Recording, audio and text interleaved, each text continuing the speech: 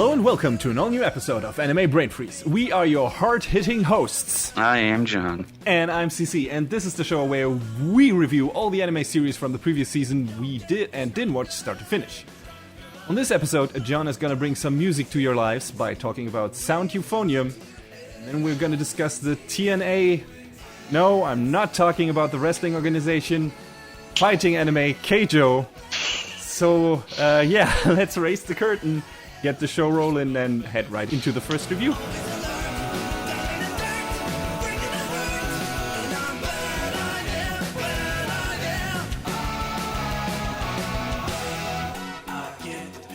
Right, so before we dive into one show, we're going to tune up a little bit with another.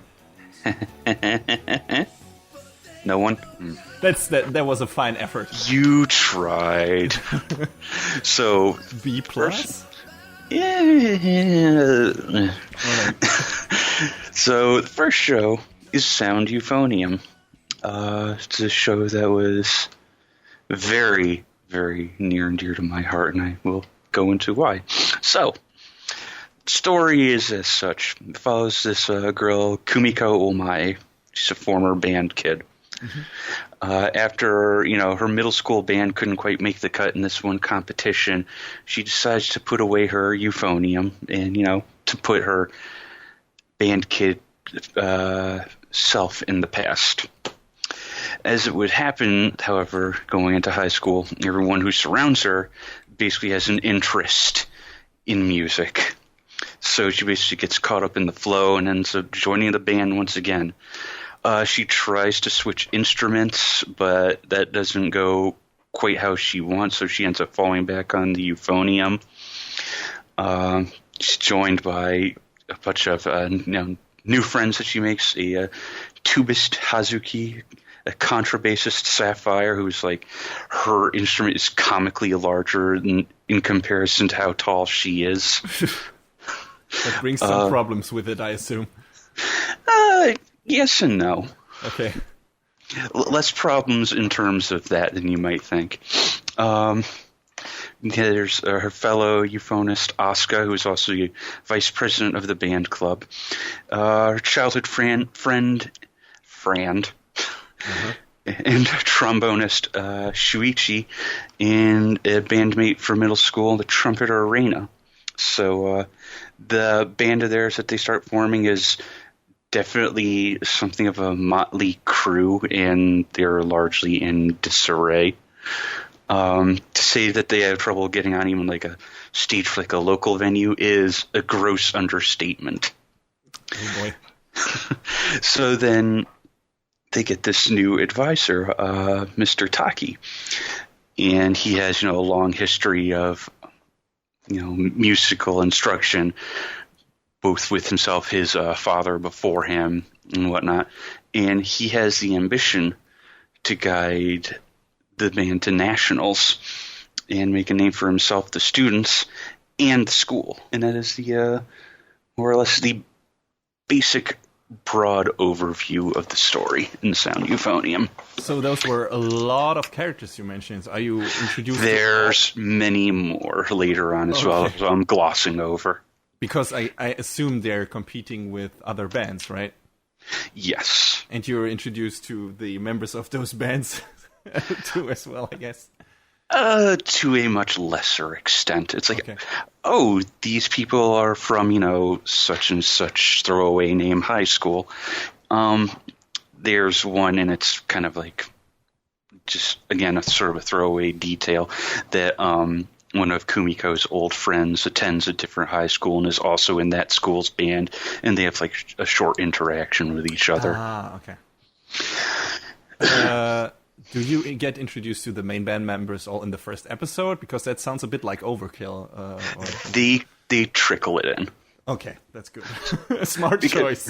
Because, yes, I agree. If they did it all at once, it'd be like, slow down. Please slow down. And there are shows that do that, so that's why I was asking. It's overwhelming. And there are shows that are inordinately difficult to follow because of it. Yes. Yeah, so the show is not the latest, but the second most recent work by Kyoto Animation. The story was... Oh, sorry? Was there another show they did between the first and second season of Sound Euphonium, or...? Yes, between the first and second seasons was Myriad Colors Phantom World, and oh boy, was that a thing. I believe we talked a little bit about that at one point. Yes. Oh boy. Not their strongest outing, I believe. Yeah, because I was like, oh, this looks like it'll just be like Kyokai no Kanata 2.0. No, it wasn't. Okay. It felt like it was written by a 13-year-old with the amount of fan service that was in it. Mm-hmm. And not creative fan service, I assume. No. Like in another show we'll talk about later. But let's get back to Sound Euphonium. Yeah, Sound Euphonium, KyoAni, like you said. Originally written by Ayano Takeda, which, as far as I could find, is her one big work to date. Mm-hmm. Pretty much can run down the line of a lot of the production staff that it's mostly a KyoAni in-house production. So if you're looking at like the directors' names like Naoko Yamada and Tatsuya Ishihara, they've done work on stuff like Amagi Brilliant Park, Clannad, KyoAni. I have issues with KyoAni. Full Metal Panic, Lucky Star, Tamako Market, another show that I kind of step away from a bit. Speaking of Full Metal Panic, I cannot wait for that show to return. That is coming soon, isn't it? Yeah, I don't Summer remember. or fall? I think fall. Though I don't know. Is KyoAni working on that? Actually, no, it's on the Zebek. new one? Oh, okay, all right. Well, we'll get to Zebek later as well. Oh boy. Anyway, continue, please. A lot of like the composition and whatnot was done by Juki Hanada, who has worked on shows again like Keion, Kantai Collection, Love Live, Abenobashi, which is, I don't think we've mentioned that show in any context yet. No. And the music, which is pretty much one of the most important parts of shows, was composed by Akito Matsuda, and it's fantastic. All right. Because in a show about, a high school band, you would hope that would be one of the larger focuses, and it is, of course. And the pieces that were written for the show and that are performed, several times are just really, really incredible. I assume the musical performances themselves are also like a highlight of the show. Yes, let's talk about that real quick.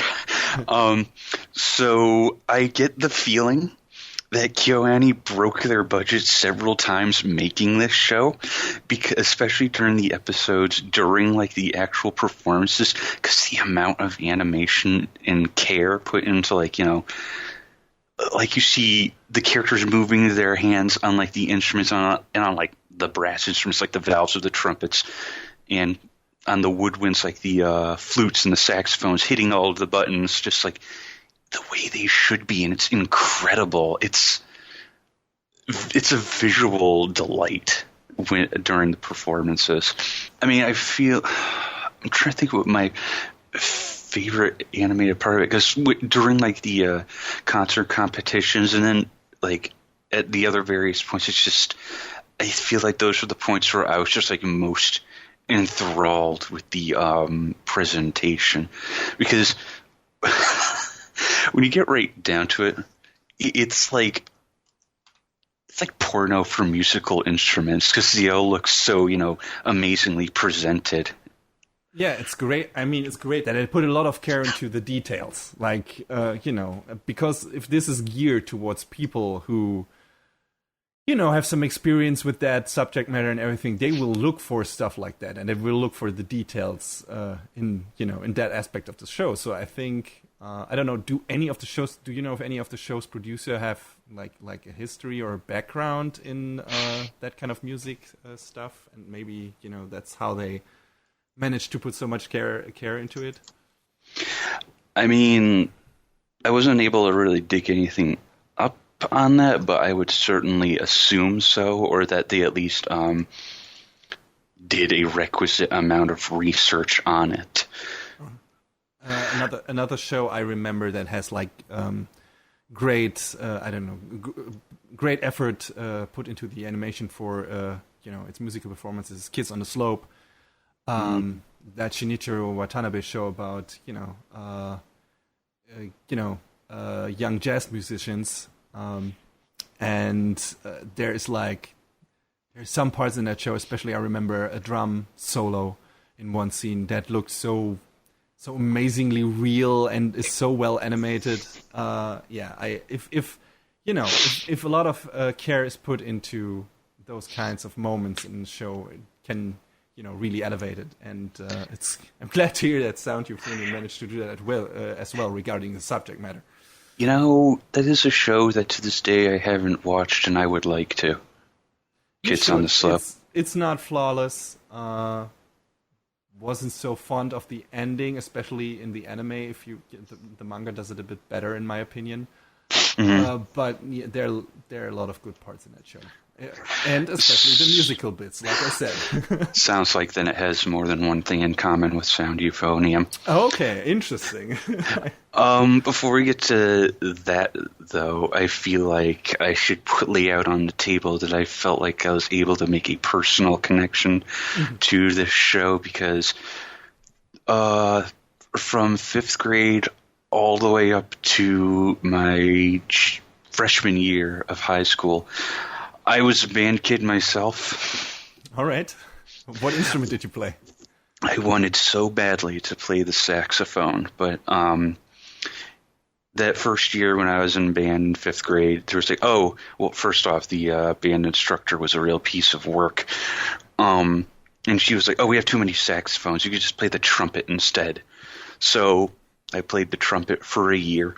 And then over the summer, I started taking saxophone lessons. So from 6th to 9th grade, I was a saxophonist. I would venture to say in hindsight that I was better at the trumpet than I was the sax, most because on the saxophone there's about 11 keys you got to hit and know when and how to hit them to get the sound you want, whereas with a trumpet it's just depending on how hard you blow and the 3 valves. So I got to, like I said, the freshman year of high school, and then I was like, I don't want to do this anymore. So that was the end of it for me. I didn't go to any real big competitions. I tried out for jazz band. That didn't work out. But I was able to connect again on a different thing in the series, because there is a series of episodes where they're training for, and then they go do, a marching band thing. And that's not easy. I would venture to say it is also not fun, because number one, you're basically playing music from memory while you're trying to march in time with everyone else. I don't have fond memories of trying to do that. That's sad to hear. But apparently you still, kept some love in your heart for, those activities, because, you said Sound Euphonium resonated with you. Yeah, because, I was able to look at it and be like, oh, this is a struggle that I know very well. I guess do you think that this is a weirdly psychological angle that I shouldn't tackle because I'm not qualified to do that? But did you think the show gave you some, I wouldn't call it closure, but do you think the show gave you some experience of success, or made you experience some form of success through the characters that you maybe didn't get while doing those activities yourself, and made you thus enjoy it more? That I was able to live vicariously through them? Yeah, a bit. Yeah, like give you a bit of emotional, I don't know, come-uppers or something via the characters and the story, just because you could connect the experience in that show so well to your past experience. I mean, in a way, yes, because they were much more successful at what they were trying to do than I could ever have hoped to be. Okay. But yeah, just seeing it play out differently in a way that I sort of had it in my head when I was a kid was, a bit, I don't know if cathartic is the right word, maybe. But yeah, yes, we can go back to the word vicarious. I think that works best. Like I said, the overarching narrative is trying to get to nationals and be the best in Japan. The other parts of the narratives are basically like are smaller character arcs. And one of the things that they kind of point out is how cliquey it can be to be a band kid. And how, you are playing X instrument, you're part of, this section. Oh, okay. And how, you're probably gonna get closer and more tightly knit with your, fellow same instrumentalists. Oh, okay, because there's so many members in the band, you have your little factions who are competing a bit against each other or something? I mean, I don't know so much about competing, but, just that, you're probably going to have a lot more camaraderie with people who play the same instrument as you. So is there like any... Okay, we are, our instruments are more difficult to play, like you said, with the saxophone and the trumpet, so our part is more important and we are superior to your section. Do you get stuff like that, or...? Yeah, there's a little bit where, different characters, you see them where they need a lot more practice when they have a more complicated instrument to play. Comes in particularly with at one point the flutes and at another point with the baritone saxophone. Okay. Which, if you're familiar with that, is a very large instrument. Okay. And it hits it's designed to hit much lower notes than, like, say, an alto sax or a soprano sax. But you don't have characters outright declaring that, I don't know, you don't above you or something. Yeah, you don't have, like, the trombonist saying to the to the percussion section, hey man, fuck you, we're so much better. No, there's none of that. Okay, all right. So, generally, I mean, what is the tone of that show? Is it like, hey, buddy, happy band party, or are there some more serious notes in the show? There's some more serious stuff, because at one point there's this plot point where they talk about how there was like this mass exodus of the second years during like I think it was either like the year before, or the year before that. In one of the girls starts showing her face a lot more often, and it doesn't really set well with some of the others. And they kind of have to figure out, why did you do this? Why are you showing yourself now, sort of thing. So that it becomes a point of contention. But yeah, the other big story thing is the sub-character arcs, like Asuka, as I mentioned earlier. She is, again, one of the fellow euphonists, and her... that might be a spoiler to say outright, but there's someone that she knows who is a famous euphonist, and she's trying to do what she can to live up to that. I'm just assuming it's a family member or something.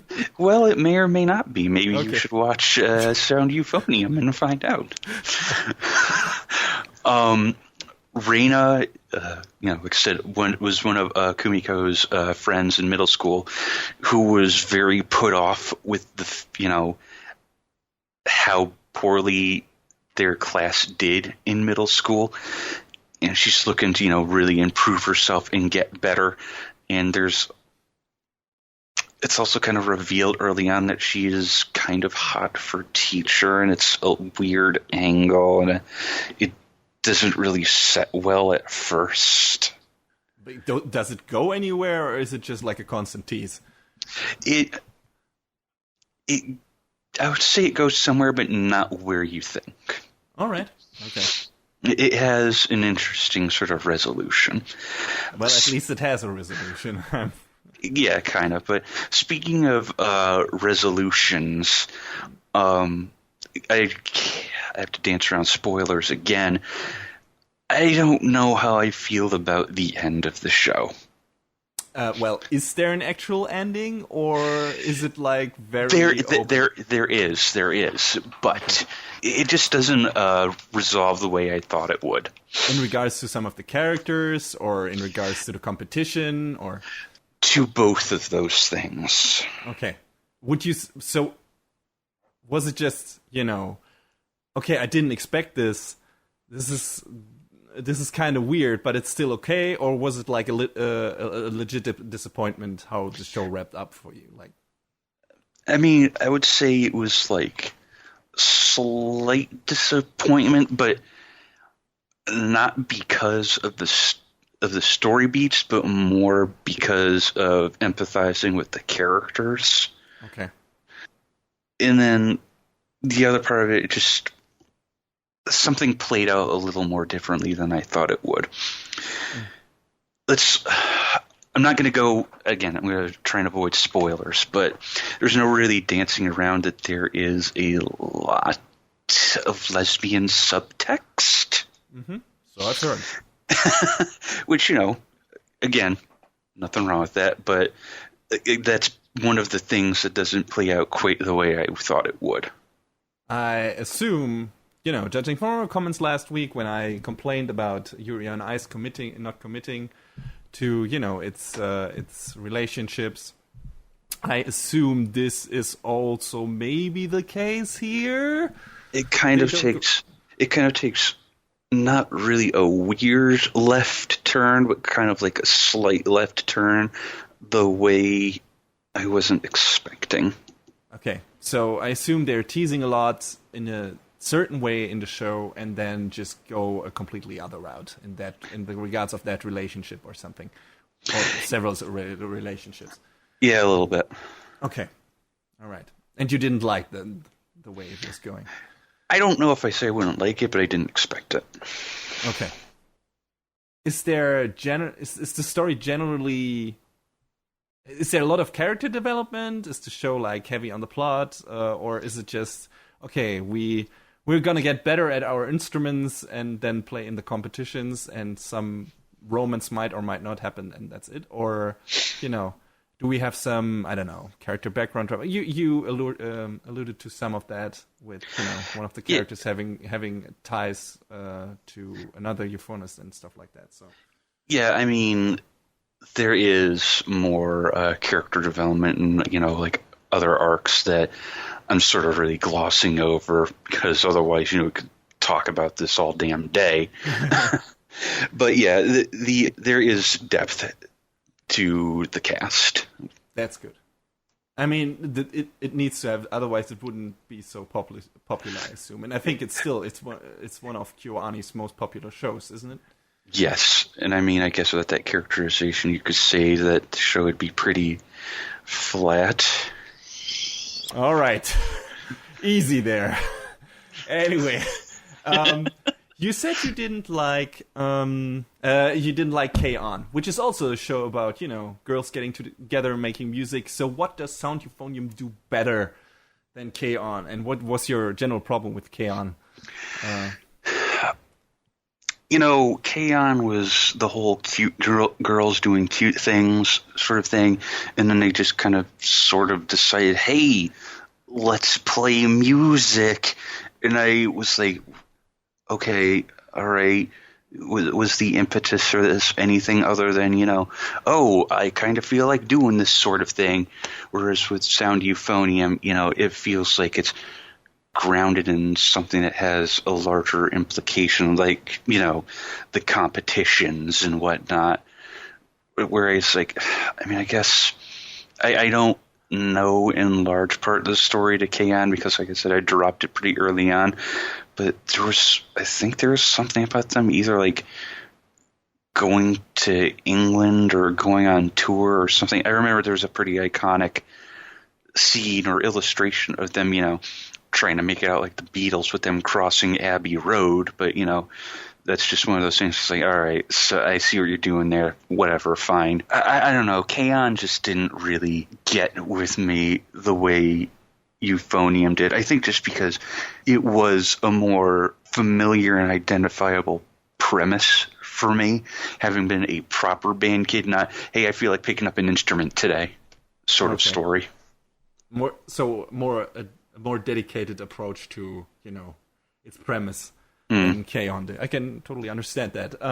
Shortly returning to the characters, do you have like a favorite or something? Or are they like equally interesting to you? I feel is there a character you like connect to the most because of your band experience or something?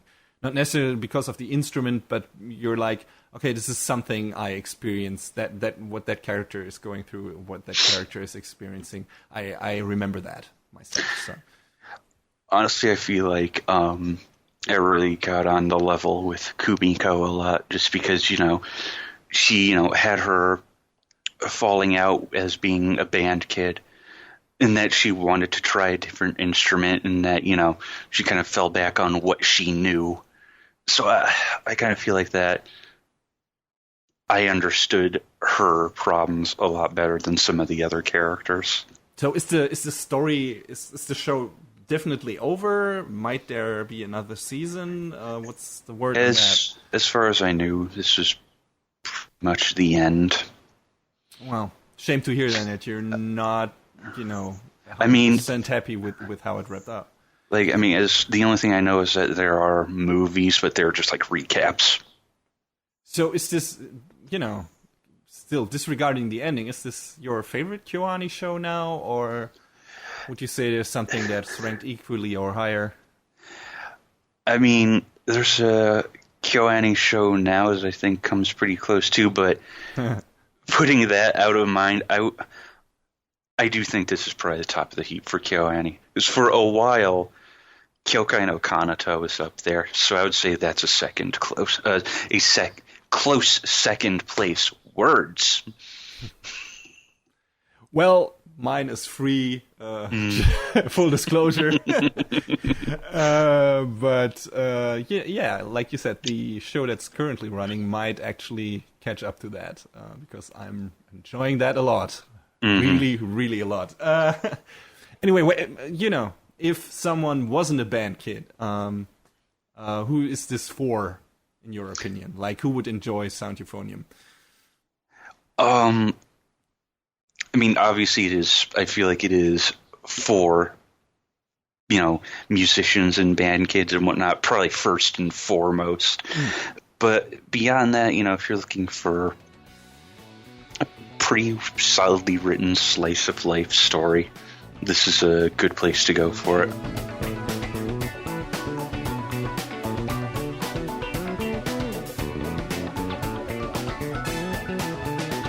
So, welcome to the Trash Stash ? Oh, come on. Yeah, the question mark is like, I'm serious about that. How many question marks? All of them. Just... Eight, you would say? Yes, because possibly. That is how many pieces of punctuation there are in the title of this series we're about to talk about. But John, do you know why there are exactly 8 exclamation marks in the title of this show in Keijo? Because if you take an 8 and you turn it sideways, it looks like a butter boobs. Exactly. Audience, your mind just got blown. You're welcome. Anyway, how does that relate to the show we're going to talk about today? I know, a second review. Well, in case you haven't heard about the premise or haven't seen any of the many GIFs on the internet resulting from this 13-episode show, or 12 episodes, I don't remember. To the gamers in our audience, have you ever played the minigame in Dead or Alive Extreme Beach Volleyball? You already know where I'm going with this. If not, there are 2 girls in that minigame who stand on a platform floating in a pool, and they try to shove each other into the water by using their butts. Well, in the world of Keijo, someone saw that shit and thought, hey, let's turn this into a legit gambling sport. Yeah. They're also using their boobs in the show as well, not only their butts. And if you think that premise is already way too ridiculous, you have seen nothing yet. Let me promise you that. The show goes places. Anyway, so in regards to the story, what little there is of it. So our main protagonist is a girl named Nozomi Kaminashi, and she loves Keijo. She has dreamed getting into it and becoming a professional Keijo player since childhood, I believe. Or was it since high school? I don't remember, but yeah. Anyway, I mean, high school is still childhood technically. Whatever. So after high school, she decides to enroll in a special Keijo training boarding school to eventually become the best Keijo fighter in the business. The pros in Keijo sport are called so-called prize queens. And they earn a shitload of money, by doing what they do, and that's what Nozomi wants to do, and that's what she wants to become. Has a lot of enthusiasm for it, and naturally, it's not as easy as she imagined it to be. Even if she is kind of talented and has like this well-balanced physique, and was a gymnast before this. Well, it was either that, or I remember there was, she was getting constantly approached to be a gymnast. Yeah, something like that. She has talent for that. Let's say that. But her heart is with Keijo, and that's what she wants to do, and what she's trying to do. So she enrolls in that special training school. But quickly, realizes she has a long road ahead of her. But helping her on her way are a lot of new friends she meets, namely her roommates, her 3 roommates she's grouped with, and other first opponents, then turning to friends in that school, and later on there's a bigger tournament that the show wraps up with, and lot of stuff in her way to becoming an actual prize queen, and that's what the show is about. And it's based on a manga by Daichi Sorayomi. And that manga was started in 2013 and is still running, apparently. So maybe we'll get a second season, hopefully, probably. We can only hope. Yes. Pray to the anime gods. And like we alluded to earlier, this show is animated by Zebek, who seem to be one of the go-to studios for in-between animation. They have worked on a shitload of in-between animation stuff. Wow. Recently, Ushio and Tora, Fate Stay Night, Unlimited Blade Works TV show, Kuroko's Basketball, to name only a few. But also all those stuff like, slightly older, like Gundam 00 or the Cowboy Bebop movie. I remember them mostly just in terms of seeing the title in the beginning, in the opening credits and everything, from doing the animation for the Mega Man Battle Network show. And the Mega Man, and the Mega Man Star Force anime as well. And, budget on that show, on those shows were, here and there. I think they worked a bit on Zoids as well, didn't they? Or at least one of the crew who worked on Keijo worked on Zoids, I believe. Might as well, yes. I don't know, because I didn't watch Zoids, but I remember them from, Rockman X and Ryusen Rockman. And, especially in Star Force, Mega Man Star Force, Battle Network Star Force, or whatever it was called. Mega Man Star Force, right? What's the English title of those games? Yes. Yeah, whatever. Ryusen Rockman. There you go. And, I remember the animation of that being actually pretty good, surprisingly, because from the shows I've watched from them, or that I remember them from, was always like, okay, there are some episodes that look good, but most of this is like, okay, this is definitely a TV anime budget, and you can see it everywhere. But there's some solid stuff here and there in certain episodes. So I think when they got around to doing Ryusei, actually, slightly before that, during Rockman X Beast Plus, that was when they actually changed the format of the show to be half episodes. Yeah, so I don't know if that helped them out. Yeah, maybe. But they remind me a bit of A1 in terms of, hey, they can put out really solid work if they saved their budget for most of their episode run, or the show is not Sword Art Online,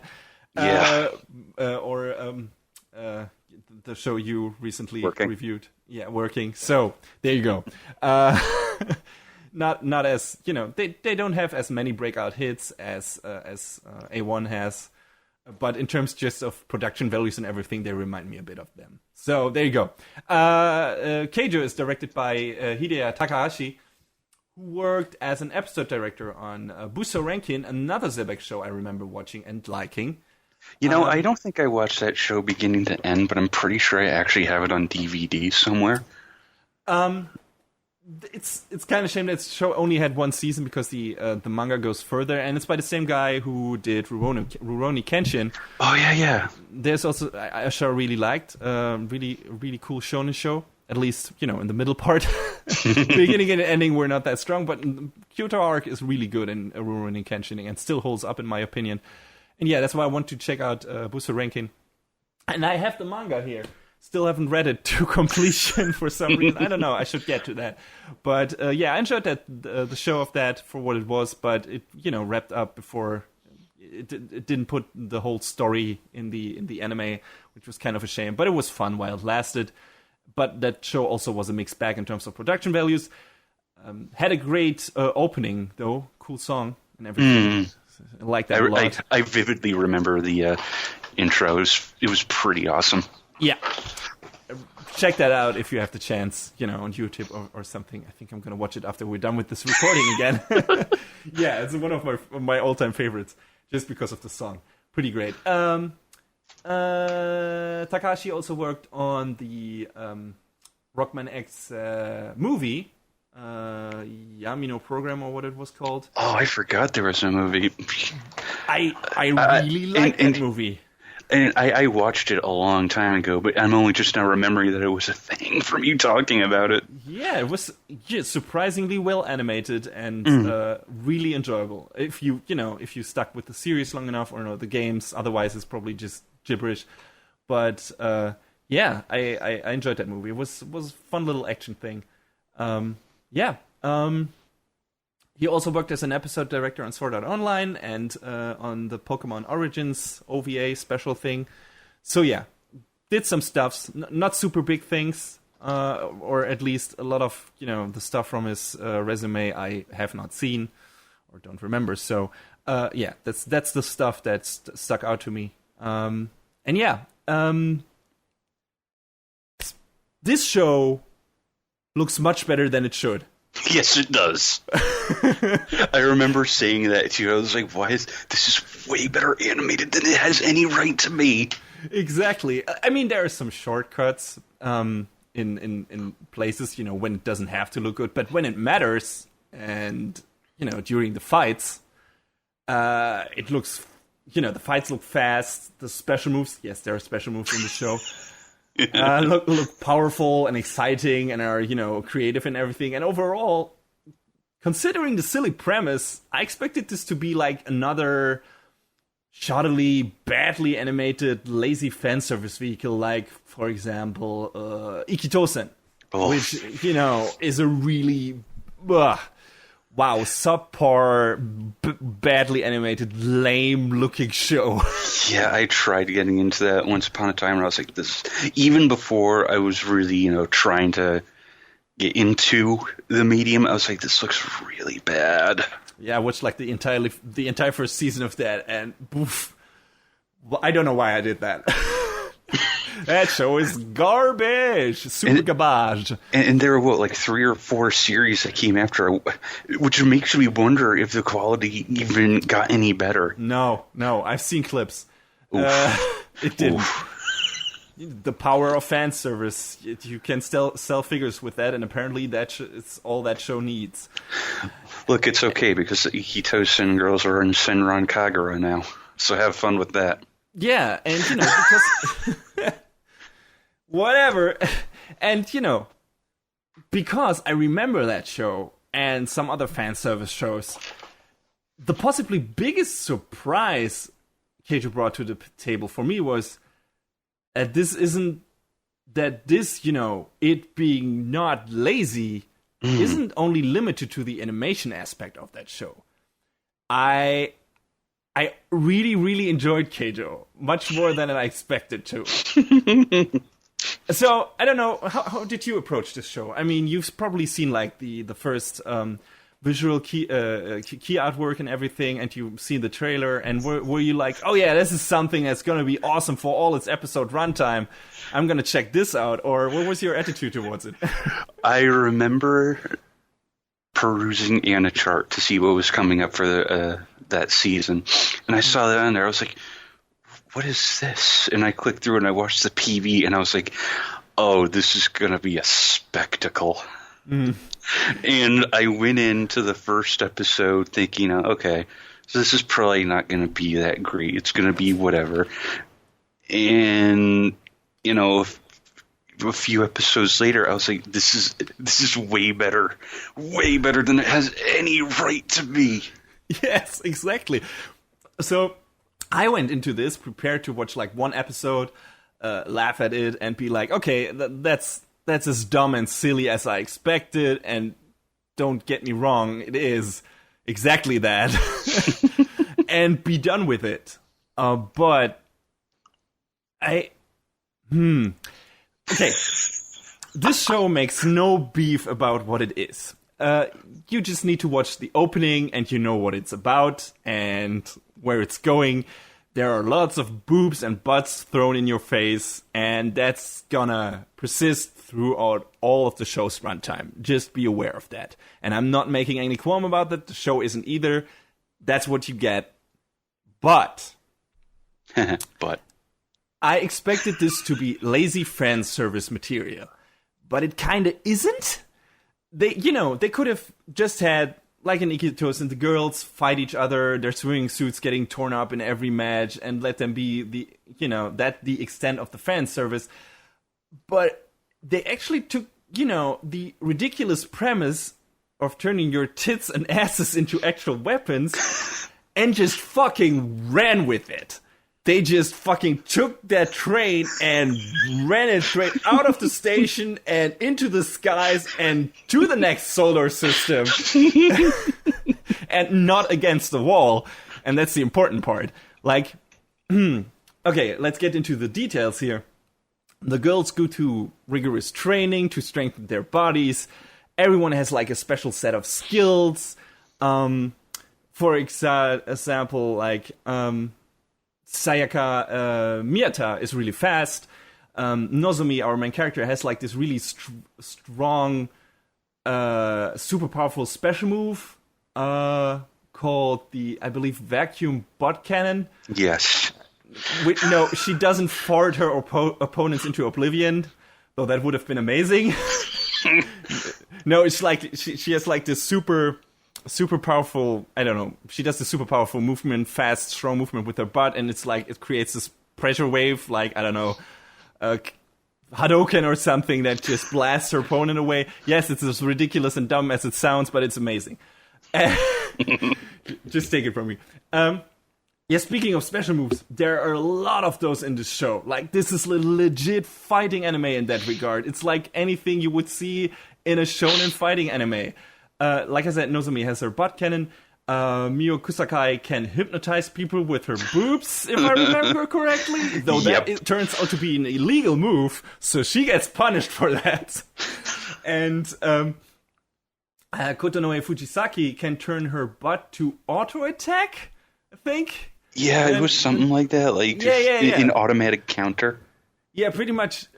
Yeah, she calls it Cerberus or something, and it looks like her butt is moving on her own, on its own, and attacking people, and gets like this weird dog face on it. It's ridiculous. And she also did a Shoryuken with her boobs at some point in this show. And they called it Shoryukans. Yeah, big props to the translators calling it that. Like 10 out of 10, A+. Fantastic job, thank you very much. Get all the money for that. And there's so many more.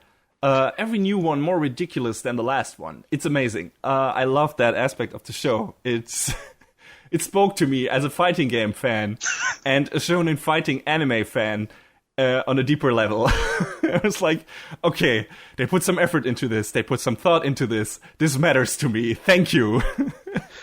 So when our Arc System Works gonna make a Keijo fighting game? Dude, I'd be so in. Day one. Day one. Yeah, this feels like a legit sports/fighting anime where the creator of the manga put some actual thought into the mechanics of a super dumb idea. It reminds me a lot of Food Wars in that regard, because that has also like characteristics of a fighting or sports anime in it, with how, the competitions work out and everything, and how ridiculous the moves are portrayed and animated and everything, the presentation and everything. And, surprises, and here's a twist to this dish and everything. So yeah, Keijo reminded me a lot of Food Wars. Also, a lot of fan service in that show, a lot of fan service in this show, but in both cases, not lazy fan service. Some really thought in how they use that and how they make, that work in regards with the show, and not just be there for the sake of it, but hey, we got this ridiculous fan servicey premise, let's go with that. Let's do something like that. Let's work it into the show so that it makes sense and actually helps to move the story along in certain parts.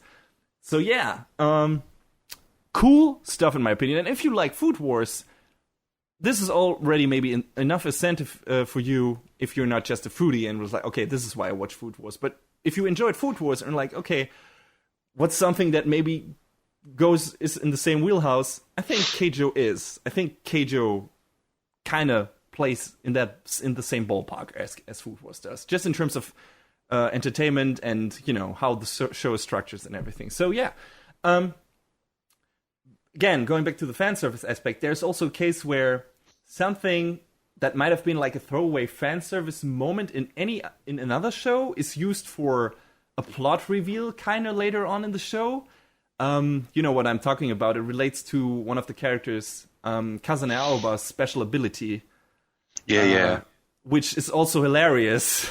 And also a great reference to a character from Fate Stay Night. Maybe people have seen a gif of that and didn't know what to make of it, but yeah. I mean, it is in the intro sequence, but you don't find out what it is until later on. Yeah, and it's ludicrous and amazing again. That's a constant thing in the show. So yeah, I like the fights. I like that actual effort was put into the fan service aspect, but surprisingly, I also like the story and the characters a lot. Yes, it's pretty much your, standard sports anime story of, a newbie rising to the top, with this, kind of formerly strong training school, but now being the underdogs because they haven't won in a while and everything. That's the same thing they did with Haikyuu, and it's in this show as well. So this is familiar grounds.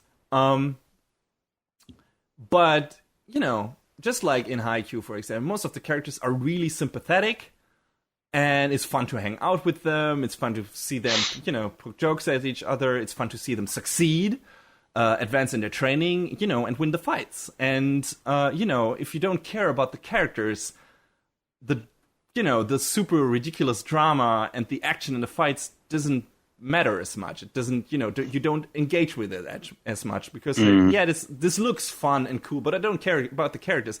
Not the case with this show, at least not for me. I don't know how you felt about it, but yes, the characters are not, super deep or anything, but they were like, hey, these are nice, kind of relatable girls, disregarding that they're going into this kind of sport.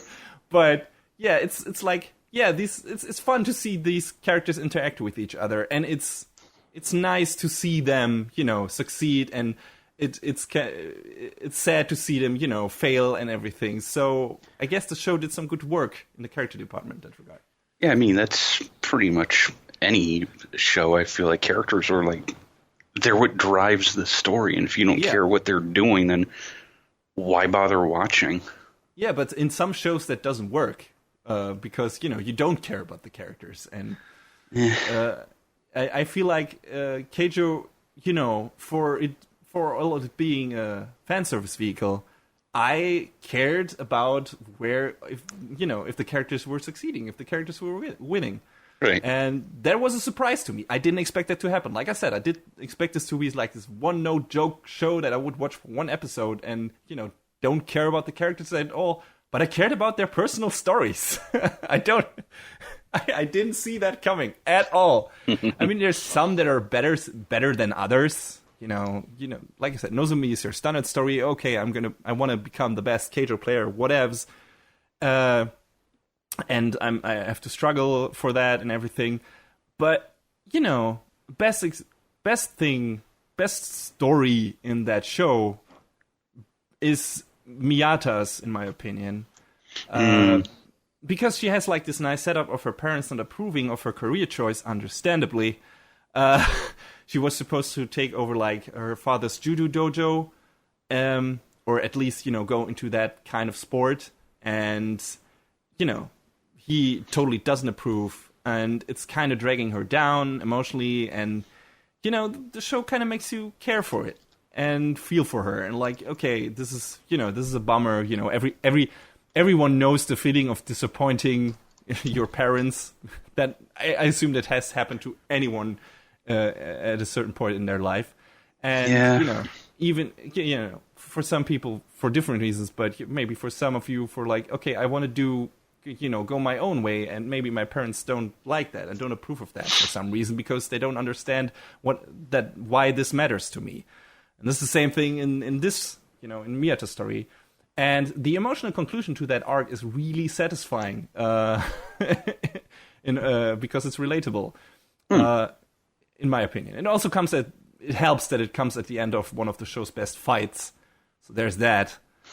That was awesome. Definitely. It was ridiculous, especially that finishing move. It was great. I also loved Judo Dad's reaction to seeing Keijo for the first time. Just totally flabbergasted and nonplussed and exclaiming, "What is this dumb, ridiculous nonsense?" Like, it's like he's an avatar for the audience. Yeah. He's the proxy for the non-anime audience or for anyone seeing anything from the show for the first time. It's a great bit of self-awareness, and that's the thing that happens throughout all of Keijo. It's like I feel like it takes itself seriously enough. Yes, exactly. Like it doesn't take its premise seriously. It pokes a lot of fun at it, throughout the whole show. Like there are a lot of jabs at, this is dumb. Like, look at this. This is ridiculous. This is stupid. Like, how could you take this seriously? But the characters in that show take Keijo seriously.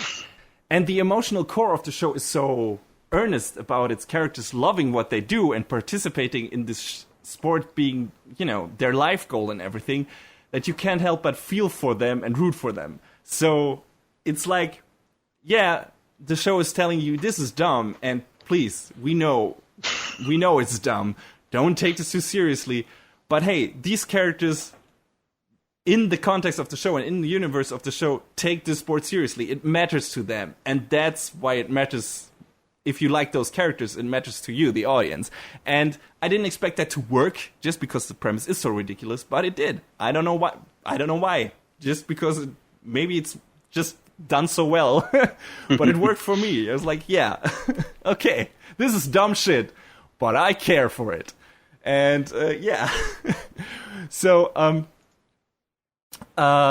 I know I criticized Yuri on Ice for, not being what I look for in sports anime, and I've probably made a complete fool out of myself for praising Keijo in that regard.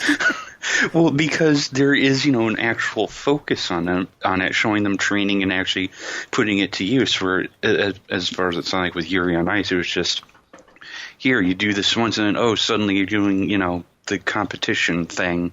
Well, there is training in Yuri on Ice as well, but like I said, the focus is more on the romance, and that's not the show's necessarily show's fault. But the sports aspect of Keijo is much more simpler.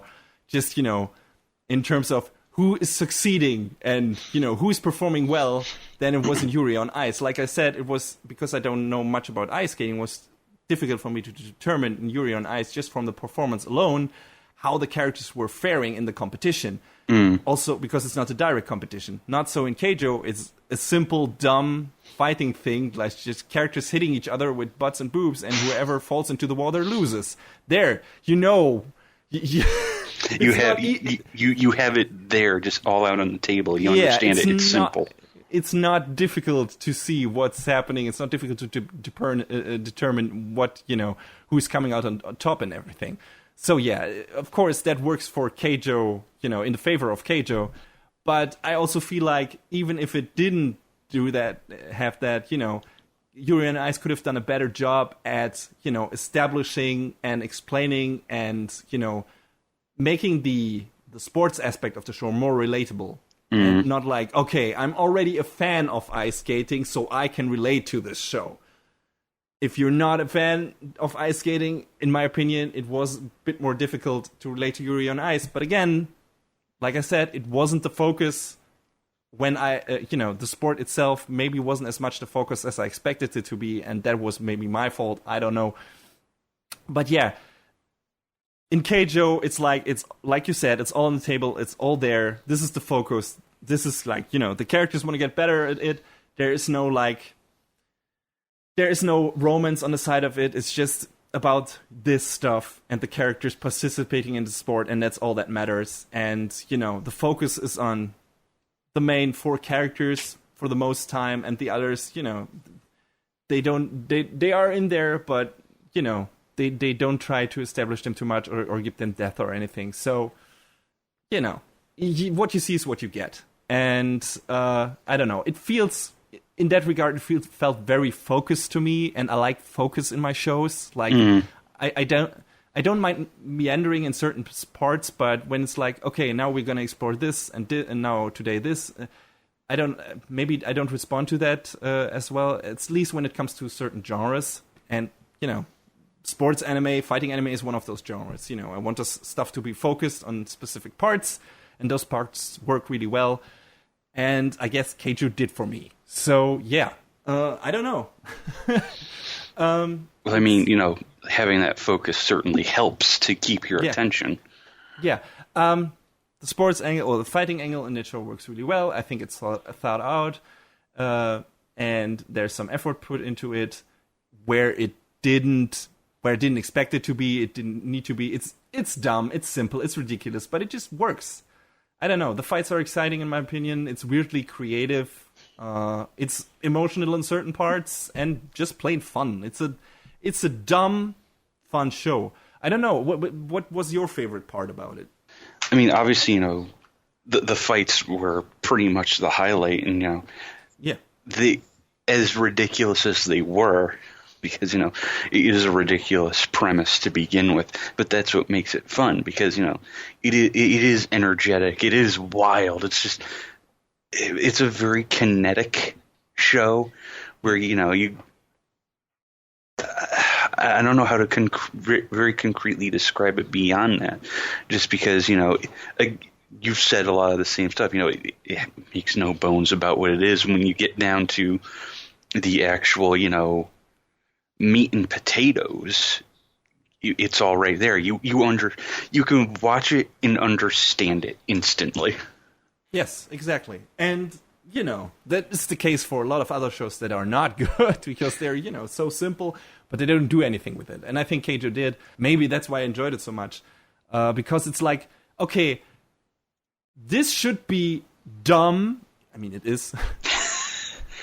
But this should also be like not that fun. Like, this should be, for all intents and purposes, this should be, from what you've seen from that kind of premise before, this should be stupid and lame and not well animated and with boring characters that are not sympathetic, that you don't care for. And Keijo was none of that.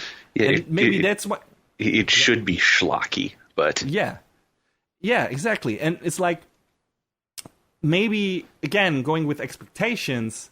This is why that show rated so high for me, because I expecting something else, but something much worse this time around.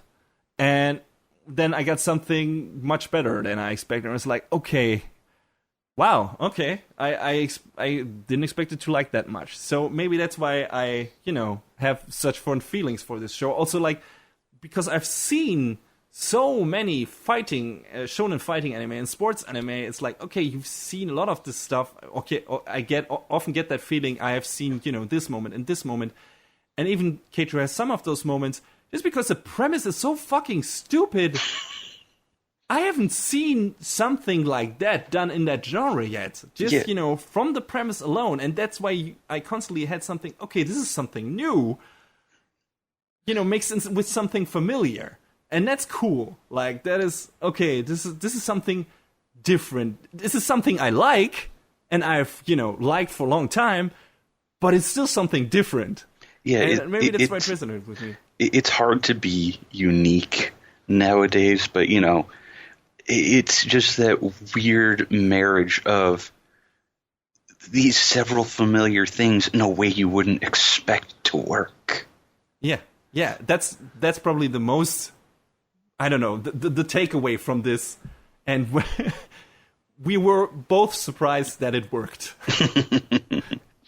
That it, for some reason, was fun, and that we had fun with it, and a lot of other people enjoyed it too.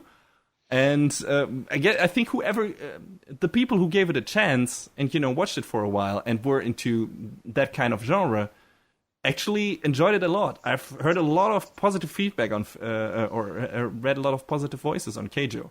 I don't know if it was unironically, but like I am right now. But, a lot of people were like, yeah, I enjoyed that shit. Yeah. So, to wrap this up, if you like fighting anime or sports anime and don't mind a lot of TNA in your series, go and watch it. Yes, it's super fast food. It's nothing that makes you think in any way. Not remotely. No. But don't even expect it to. But yeah, it's like, it's dumb, enjoyable fast food. I had a lot of fun with it, and I honestly don't believe it belongs in our trash stash. I wanted to put there. I was going into it thinking, oh yeah, this is gonna be a trash stash show. If I watch it all the way through, I'm gonna tear this shit apart and make fun of it all the time. And now I'm sitting here wondering where my taste went. And I'm like, okay, no, I legit, I like the show. Really, I do. I mean, considering the setup, I got so much more out of it than I expected, and I think it's a legit good show. Incredibly silly, but good. And yeah, I love Keijo.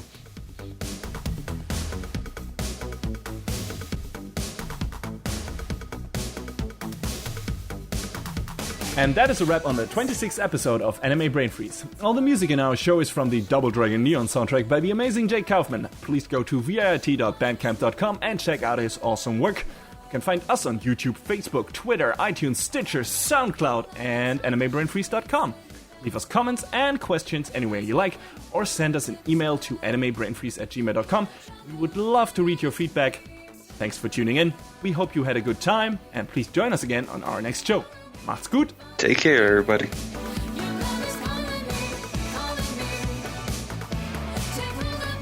Next time on Anime Brain Freeze. We'll communicate with our fists to rekindle a lost friendship. And we jump on our surfboards and dive into the purest of illusions.